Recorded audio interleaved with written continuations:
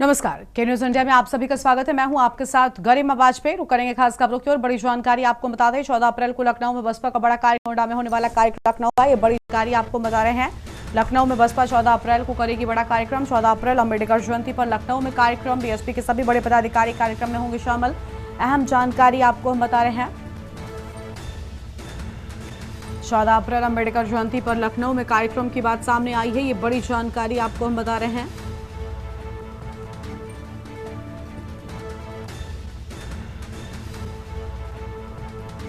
नोएडा में होने वाला कार्यक्रम भी लखनऊ में होगा। लखनऊ में बसपा 14 अप्रैल को करेगी बड़ा कार्यक्रम। 14 अप्रैल अम्बेडकर जयंती पर लखनऊ में कार्यक्रम की बात सामने आई है। अहम खबर आपको हम बता दें, 14 अप्रैल को लखनऊ में बसपा का बड़ा कार्यक्रम।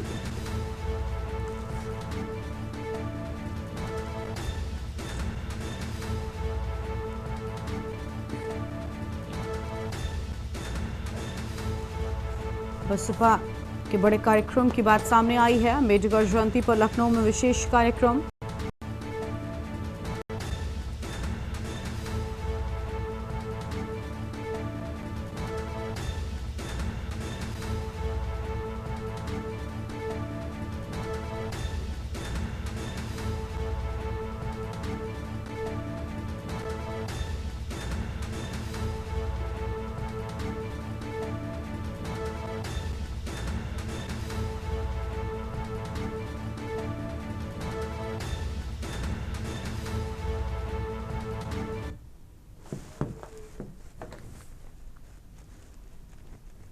लखनऊ से बड़ी जानकारी आपको बताते हैं। बिहार वाले मौलाना की बदले स्वर, सीएम की मां को लेकर की थी अभद्र टिप्पणी। कई जगहों पर मौलाना पर दर्ज हुए थे मुकदमे। यूपी पुलिस ने मौलाना को सिखाए संस्कार। यूपी पुलिस के ट्रीटमेंट के बाद मौलाना ने माफी मांगी है। मौलाना का माफी मांगते वीडियो वायरल हुआ।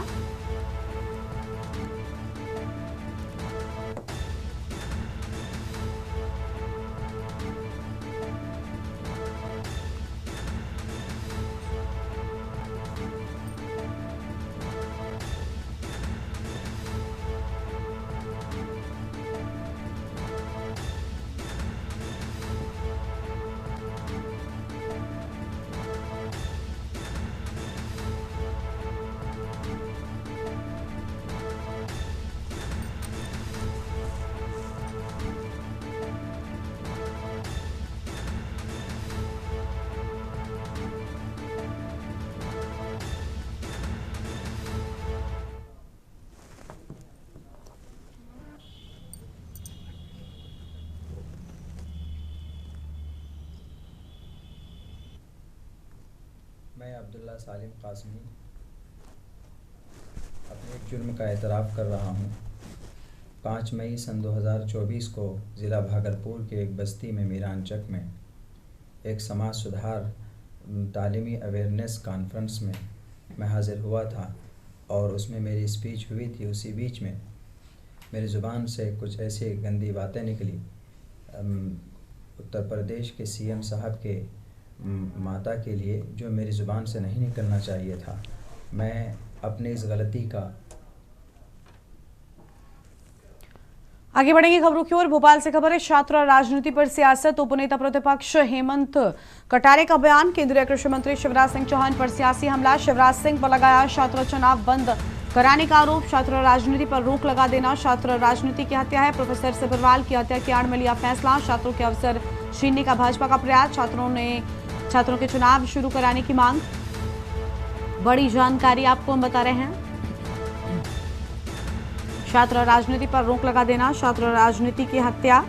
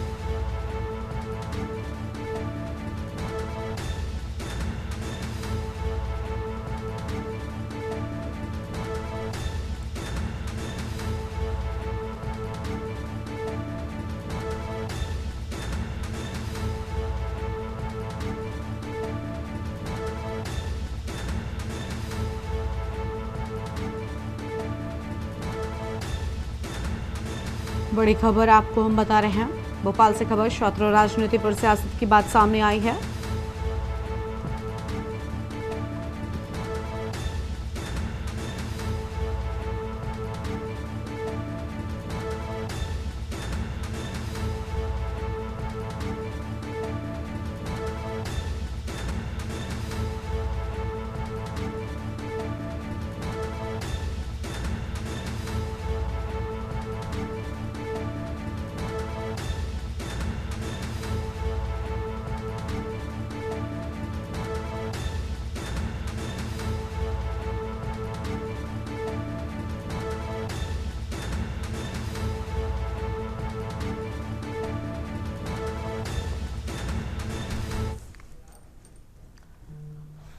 एटा से खबर है, जहां पर डीपीआरओ पर शासन की बड़ी कार्रवाई, निलंबित हुए और डीपीआरओ लखनऊ मुख्यालय किए गए अटैच। डीपीआरओ मोहम्मद राशिद पर आदेश अवहेलना का आरोप, उच्च अधिकारियों के आदेशों को किया था नजरअंदाज।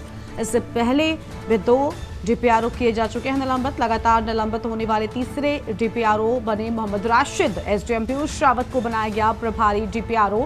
डीपीआरओ के निलंबन से अधिकारियों में हड़कंप मचा। बड़ी जानकारी आपको हम बता रहे हैं।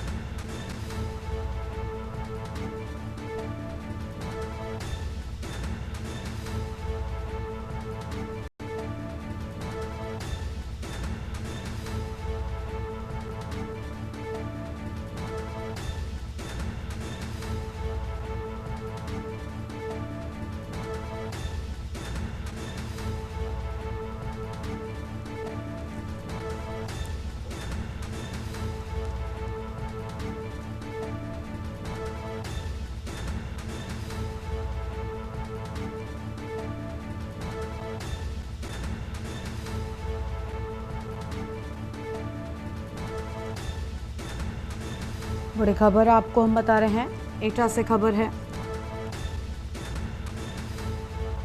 निलंबित डीपीआरओ लखनऊ मुख्यालय को लेकर बड़ी जानकारी।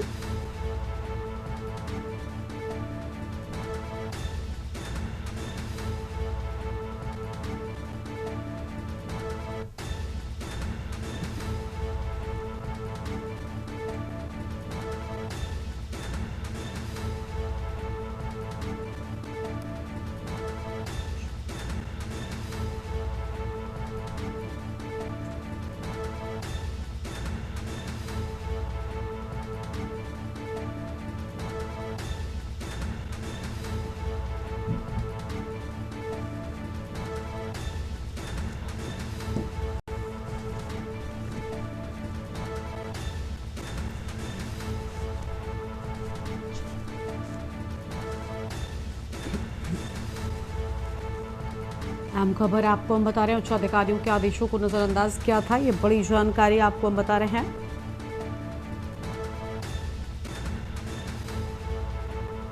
ज्ञानेश कुमार हमारे साथ जुड़ चुके हैं, एटा से हमारे संवाददाता हैं। ज्ञानेश, पूरी जानकारी क्या है? निलंबित किए जाने की बात सामने आई है। जी बिल्कुल, आपको बता दूं, जनपद एटा में बड़ी कार्रवाई, लगातार तीसरे डीपीआरओ को निलंबित किया गया है। लखनऊ से संबंध किया गया है। डीपीआरओ मोहम्मद राशिद पर शासन के कार्य में घोर लापरवाही, उच्च अधिकारियों के आदेश की अवहेलना पर जांचगिरी है। डीपीआरओ द्वारा समय से वेतन उपलब्ध नहीं कराना एवं पूर्व सेवानिवृत्त मृतक सहायक विकास अधिकारी पंचायत रूपलाल के लिए शासन ने वेतन निर्धारण संबंधी किए गए थे आदेश, लेकिन आदेश के बावजूद भी डीपीआरओ ने ना स्थिति बता सके, ना ही कोई संतोषजनक इस पर टिकट दे सके। समिति के सामने आधी अधूरी स्थिति को पेश किए जाने पर घोर लापरवाही बरती और दोषी माना है। निदेशक पंचायती राज के आदेश पर डीपीआरओ पर निलंबन की कार्रवाई की गई है। वहीं निलंबन के बाद एटा के एसडीएम पीयूष रावत को शासन के द्वारा एवं एटा के जिलाधिकारी प्रेम रंजन सिंह के द्वारा इसका जो कार्यभार है वो सौंपा गया है। जी शुक्रिया गणेश आपका हमारे साथ जुड़ने के लिए, आम जानकारी के लिए।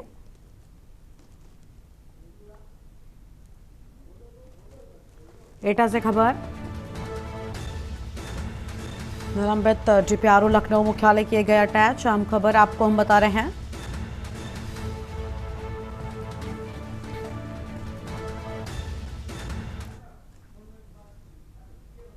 बदायूं से खबर है, संदिग्ध हालातों में पाया गया अधेड़ का शव। सिसरका गंगोली के जंगल में शव पाए जाने से सनसनी। शव पड़ा होने की सूचना पर मौके पर जुटी भारी भीड़। पुलिस ने शुरू की जांच पड़ताल, लोगों से हुई पूछताछ। पुलिस ने शव को कब्जे में लेकर पोस्टमार्टम को भेजा। फैजगंज बेहटा थाना क्षेत्र का पूरा मामला सामने आया है। बड़ी जानकारी आपको हम बता रहे हैं।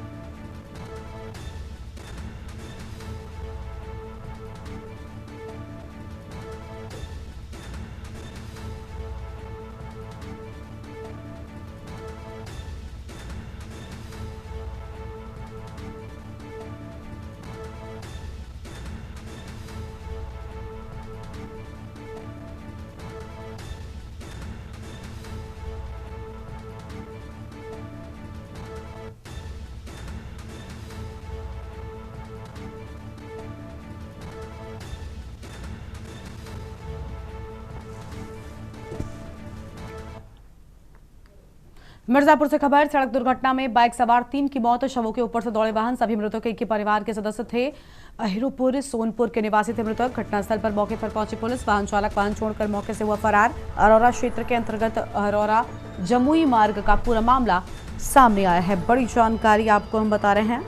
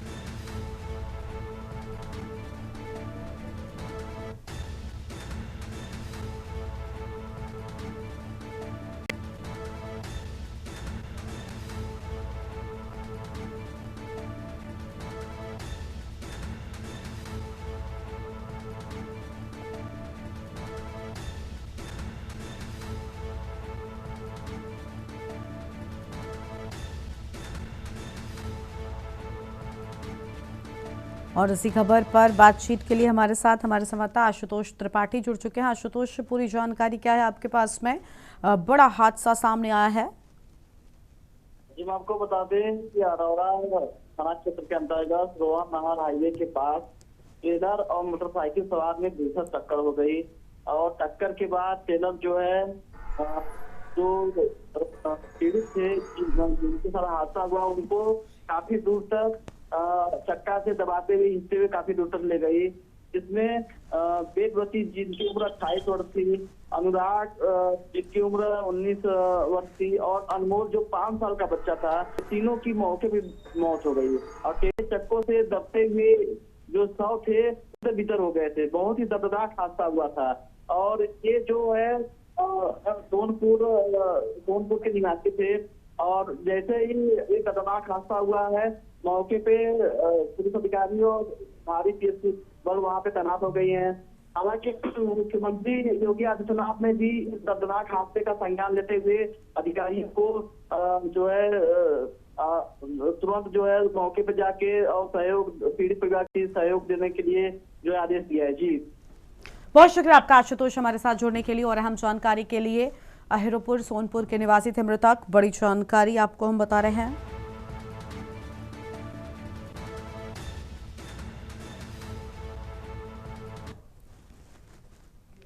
कुशीनगर से खबर, हाटा में महुआरी नहर किनारे मिला संदिग्ध मांस, 3 बोरों में भरा मांस, दीख इलाके में सनसनी।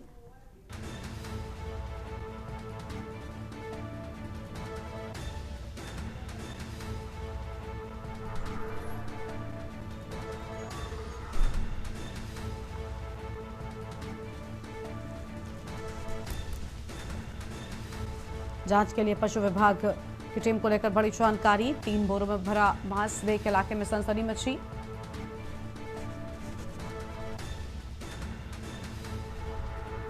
पुलिस मामले की जांच पड़ताल में जुटी हुई है। जांच के लिए पशु विभाग की टीम को बुलाया गया।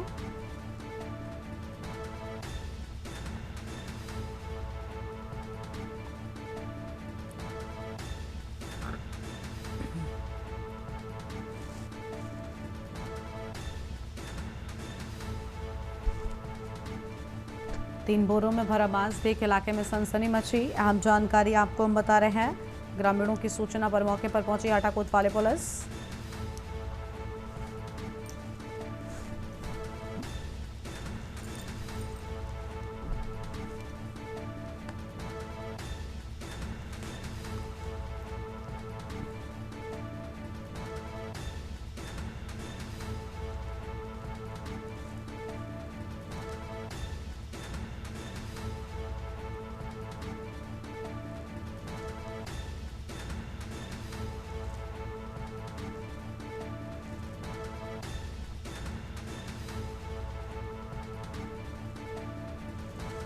बड़ी खबर, 3 बोरों में भरा मांस, देख इलाके में मची सनसनी।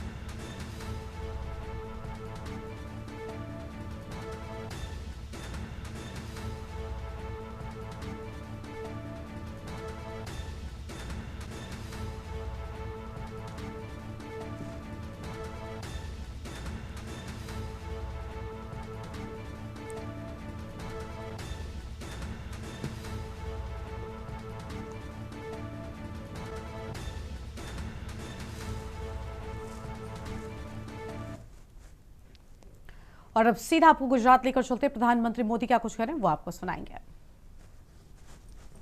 एआई में, इलेक्ट्रिक व्हीकल में, क्लीन एनर्जी में, डिफेंस में, इलेक्ट्रॉनिक्स में, ऐसे अनेक सेक्टर में भी आत्मनिर्भरता को बल मिलेगा। इसलिए साल 2021 में भारत ने इंडिया सेमीकंडक्टर मिशन शुरू किया। यह मिशन सिर्फ एक इंडस्ट्रियल पॉलिसी नहीं है, ये भारत के आत्मविश्वास का ऐलान है और इसका इंपैक्ट सबके सामने है। इस मिशन के तहत देश के 6 राज्यों में 1,60,000 करोड़ रुपए के 10 प्रोजेक्ट पर काम हो रहा है।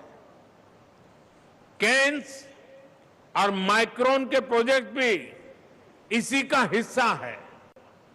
सेमीकंडक्टर चिप डिजाइन और मैन्युफैक्चरिंग में आत्मनिर्भरता के लिए ध्रुव 64 जैसा आधुनिक माइक्रो प्रोसेसर विकसित किया है। इससे 5G infrastructure, automotive electronics, industrial automation ऐसे अनेक सेक्टर्स के लिए हमें एक अपना सुरक्षित प्रोसेसर प्लेटफॉर्म मिला है। साथियों, सेमीकंडक्टर मिशन की अब तक की सफलता के बाद अब भारत ने इसके अगले फेज की तरफ कदम बढ़ाया है। इसी सोच के साथ इस वर्ष के बजट में इंडिया सेमीकंडक्टर मिशन 2.0 की घोषणा की गई है। इस फेज का फोकस भारत में सेमीकंडक्टर इक्विपमेंट और मटेरियल्स के प्रोडक्शन पर है। अब हमारा प्रयास एक फुल स्टैक भारतीय सेमीकंडक्टर इकोसिस्टम तैयार करने का है, ताकि हम डोमेस्टिक और ग्लोबल सप्लाई चेन में बड़ी पार्टनरशिप कर सके। साथियों, भारत आज industry led research and training centres को प्रोत्साहित कर रहा है, ताकि टेक्नोलॉजी डेवलपमेंट भी हो और एक फ्यूचर रेडी स्किल्ड वर्कफोर्स भी तैयार हो।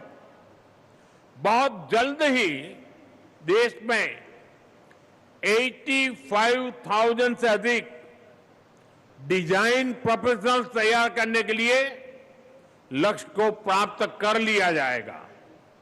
साथ ही पूरे इकोसिस्टम की जरूरतों को देखते हुए प्रोफेशनल्स की ट्रेनिंग की भी व्यवस्था की जा रही है। सेमीकंडक्टर डिजाइन को बढ़ावा देने के लिए चिप्स टू स्टार्टअप भी कार्यक्रम चल रहा है। आज देश की करीब 400 यूनिवर्सिटीज और स्टार्टअप्स को आधुनिक डिजाइन टूल तक एक्सेस दी गई है। इससे 55 से अधिक चिप्स का डिजाइन और निर्माण किया जा चुका है। साथियों, इंडस्ट्री एस्टिमेट्स के अनुसार आज भारत का सेमीकंडक्टर मार्केट करीब $1 बिलियन यानी करीब 4.5 लाख करोड़ रुपए का है। ये इस दशक के अंत तक $100 बिलियन यानी 9 लाख करोड़ रुपए को पार कर सकता है। ये दिखाता है कि भारत में इस सेक्टर में कितनी ज्यादा संभावनाएं हैं। हमारा टारगेट अपनी जरूरतों की अधिक से अधिक चिप्स भारत में ही बनाने का है। भारत के इस संकल्प को लेकर दुनिया भर के निवेशकों में जो उत्साह है वो हमारे लिए बहुत बड़ी पूंजी है।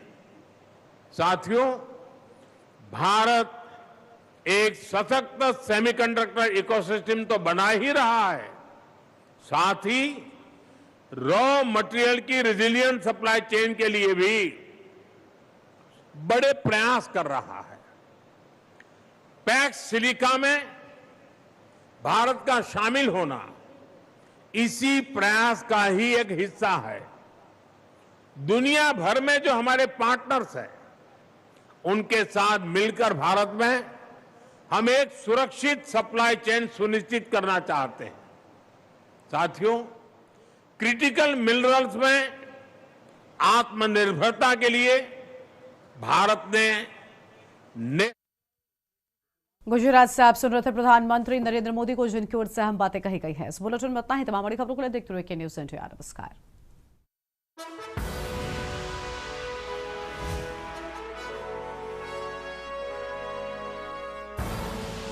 आप देख रहे हैं के न्यूज़ खबरों